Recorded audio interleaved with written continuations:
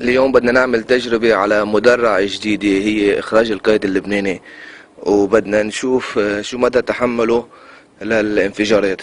فجبنا معنا إصبع فرقاع، شي جرام ونص أو جرامين بارود شغل الصين، وبدنا نقارنه بال20 كيلو جرام التي ان تي اللي تفجر ببيروت. خلينا نشوف شو بصير معنا.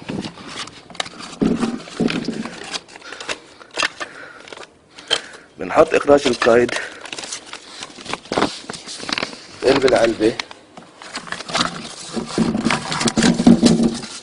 وبنجيب إصبع التي ان تي أو إصبع البارود، بنولعه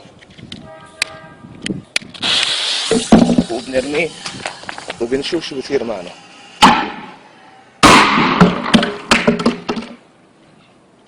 بدنا نشوف شو ضل من إخراج القيد. شكله ما ضل شي، بدها تروح تدخني. والله ما ضل شي، يعني معقولة؟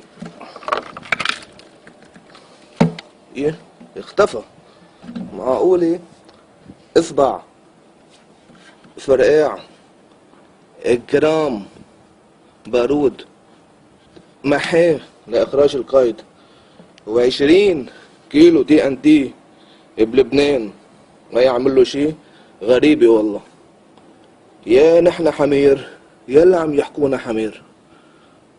انا بنصح اللي بده يفجروا من يوم ورايح، بدل ما يعذبوا حيلهم ويجيبوا تي ان تي، يحملوا منها الصيني عند ام ريمون 12 حبة ب 3500. يا بلاش، وما بينكمشوا على الحواجز. لو بطل فيه ولا شقفة. لوينه طلعه؟ راح. الله اكبر.